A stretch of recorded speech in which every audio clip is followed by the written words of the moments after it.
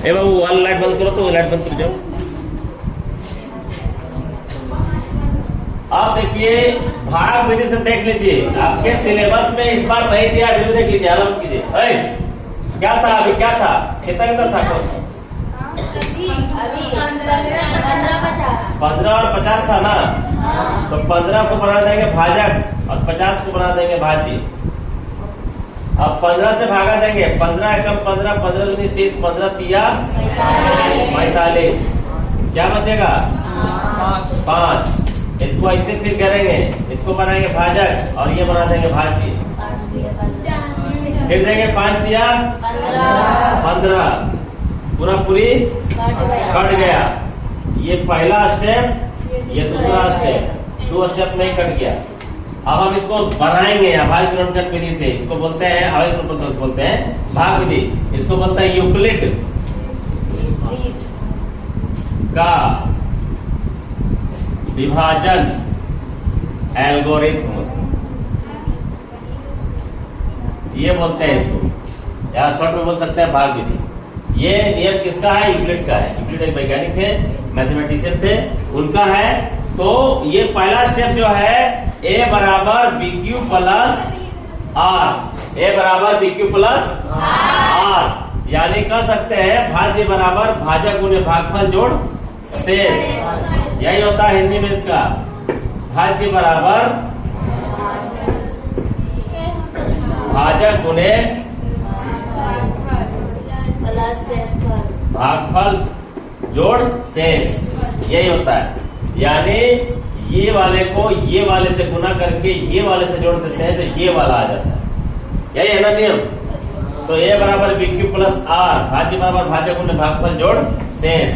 तो आप यहाँ पे पहला स्टेप लिखिए। पहला स्टेप में ये है ए और ये है बी और ये है आर, है ना, और ये है क्यू। तो क्या होगा? ए बराबर क्या है? तो 50 बराबर, बी बराबर क्या है? 15, क्यू बराबर क्या है? 3, है ना, और प्लस आर बराबर क्या है? 5। फिर हम लोग दूसरा स्टेप में आते हैं। दूसरा स्टेप में ए बराबर क्या है? 15, बी बराबर क्या है? क्यू बराबर क्या है? और आर बराबर क्या है? जहां 0 आ गया ना, खेला समाप्त। 0 आ गया, खेला समाप्त। और आंसर कौन होगा? तो इसका जो पहला भाज्य है यही आंसर होगा, इसका जो बी है वही आंसर होगा। ये आंसर होता है, ये वाला लास्ट टाइम जिससे कटा वही आंसर होता है। यहाँ एस सी बराबर क्या हो जाएगा? 5। यहाँ भी एस सी बराबर क्या हो जाएगा? 5। आंसर क्या था? अभी एस सी बराबर आप लोग का दोनों में 5 आया था कि ना? 5 मिल रहा था, तो 5 आया।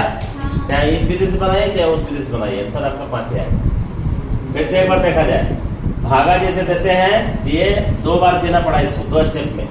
पहला स्टेप में ए बी क्यू, ए बराबर बी क्यू प्लस आर, यानी भाज्य बराबर भाजक गुणे भागफल जोड़ शेषफल। यहाँ भी भाज्य बराबर भाजक गुणे भागफल जोड़ शेषफल निकाल देंगे, आंसर आ जाएगा, कोई दिक्कत।